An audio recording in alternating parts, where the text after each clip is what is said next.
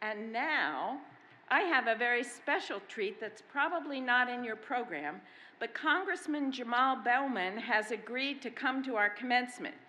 He is an alum of Manhattanville and our congressman, and he's going to say a few words to you all.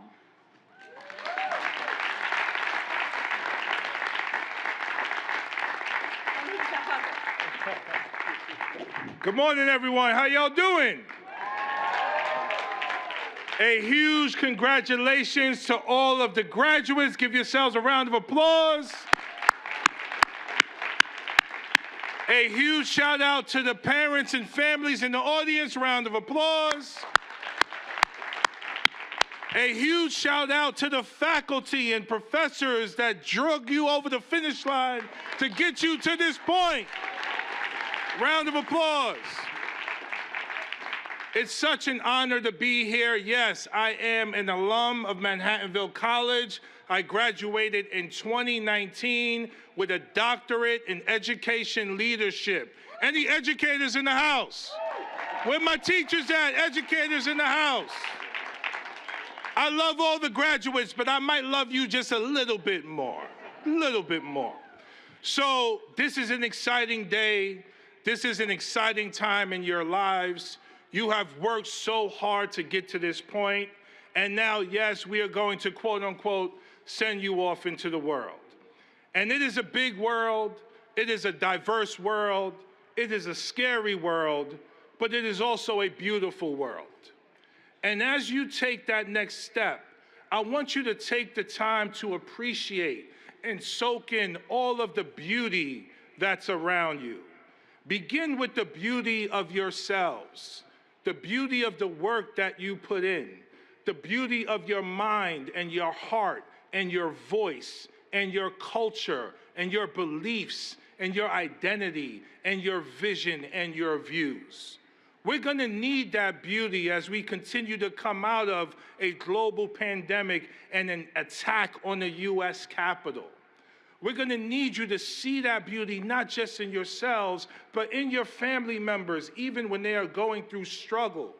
We're going to need you to tap into that beauty as you connect with your immediate and larger community, both in your neighborhood, your county, your state, but also around the country and around the world. Throughout history, we have always been in so much conflict with each other because of our differences and who we are. But I think the next evolution of human history is about what we have in common and leveraging those differences to build a new humanity and solve the world's most complex problems.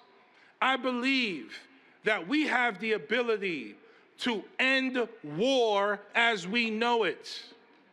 I believe that we have the ability to end hunger, misery, pain, and suffering as we know it. Because we should not live in a country or on a planet where children go to bed hungry. You all have the ability to solve those problems. You may not even know it yet, but as you take that next step forward, you are going to learn so much about yourself. And please put your own self-learning right alongside whatever job or career or how much money you make. Because your grandparents and great-grandparents will tell you at the end of the day, it's not about that. It's about your fulfillment. Does that make sense? No? Yes? A little bit? A tiny bit? So when I graduated from Manhattanville with my doctorate in education leadership, I didn't really use my degree in the way it was designed to be used. I decided to do something crazy. I ran for Congress. And I had never run for office before at any level. But I was an educator for 20 years. I was a middle school principal at the time, and I felt that the community needed something different.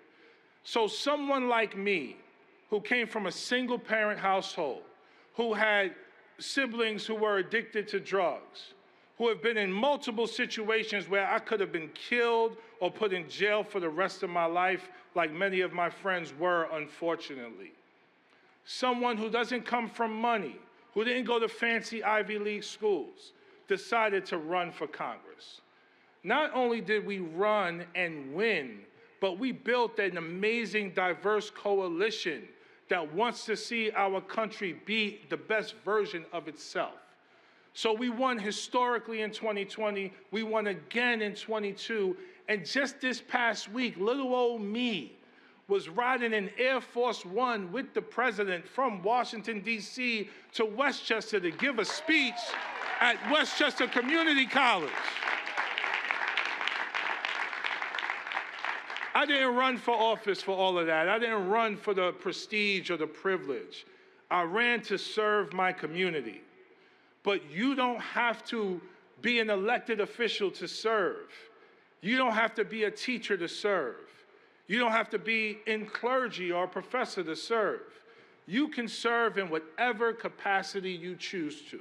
And I beg of you, as you learn about yourself, as you enter the world, and as you figure things out, please continue to give your beautiful mind and voice and heart to people around you in service to them. Because the more you serve them, the more you fulfill and serve yourself. So God bless you. Congratulations. Celebrate like crazy tonight and all week and all month. And thank God for you and for this university for getting you to this point. Thank you so much.